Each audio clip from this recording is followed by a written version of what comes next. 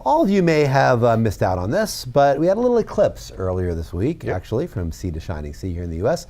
Actually, a handful of people knew about it, and apparently 3 or 4 of them even checked it out. 3 or 4, three or four people across the country checked it out. As it turned out, one of those curious observers was the man to my right here, the co-anchor of the show, our very own Dirk Wright-Ducharme.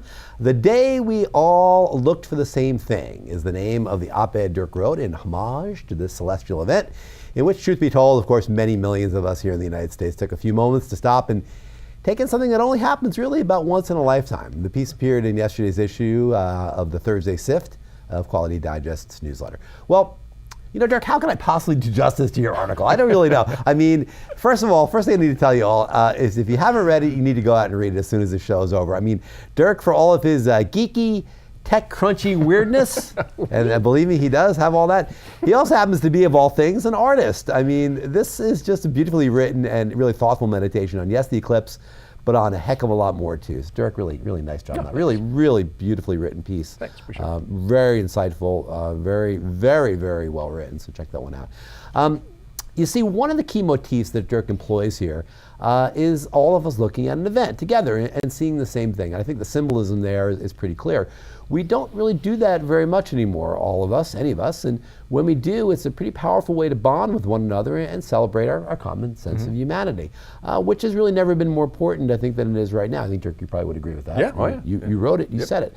And Dirk is an artist, yes, but he is also a technologist, a technocrat, if you will, and the other major part of the story, as he tells it, revolves around the impact of tech. Of course. In this case, it's very human impact, I think. And I think you really nicely summed it up with this part of your commentary right near the end of your piece, where you wrote, this is the amazing thing about technology. It brings us closer together. We experience everything now as a group, whether we want to or not, right? That's really very true. But you know what else? I know what you had for breakfast. You smell that breath? Yeah. Yes, you do. No, I read it.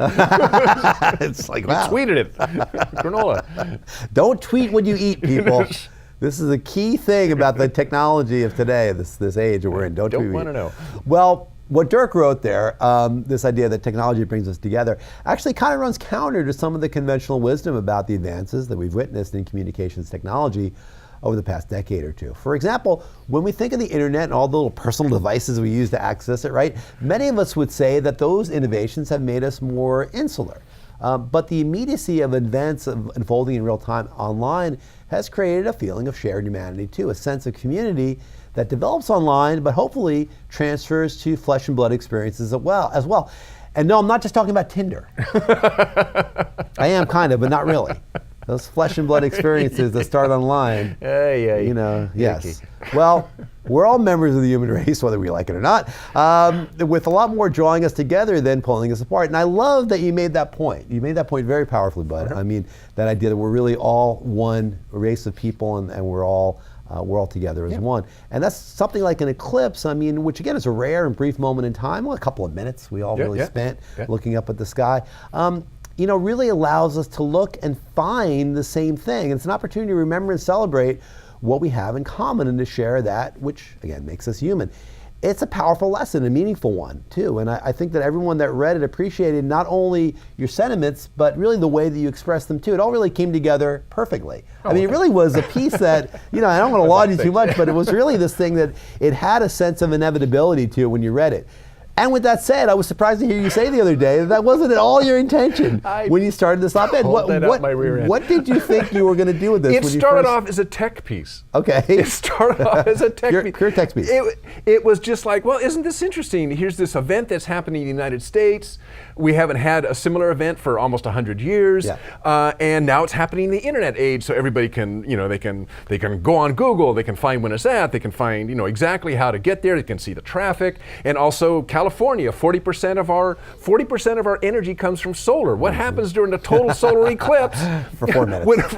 when you know, and actually, I was going down that direction until I was writing the intro, and I wrote the line about standing next to the telescope guy. The guy who would normally be the weird guy, except now he's your best friend because he's got the telescope. And he knows what's going on. He knows what's going on. And once I started on that, I went, no, wait a minute. Yeah. No, this is cool. Think of all the cool people you meet when you go to this kind of event. I mean, it's like everybody from every walk of life, and you're there together. Looking up at something. I went, oh, and I just threw away 70% of the thing and started from scratch. So that's really where it came from. But it really went in a completely different direction. But that's a really powerful idea. The image that we all have a common experience that we're seeing at the same time. Right. In real time. Yeah. And we're out there together with people that we don't necessarily know. And we're looking up at it, we're saying, wow, it's really cool. And you're just as likely to see some bleeding heart liberal standing right next to his funny cardboard glasses right next to a diehard NRA member, both looking at the same thing going, oh, wow, that's isn't cool. That cool? That's right. And you both say, that's cool. And you're both talking to each other going, man, isn't that cool? Yeah.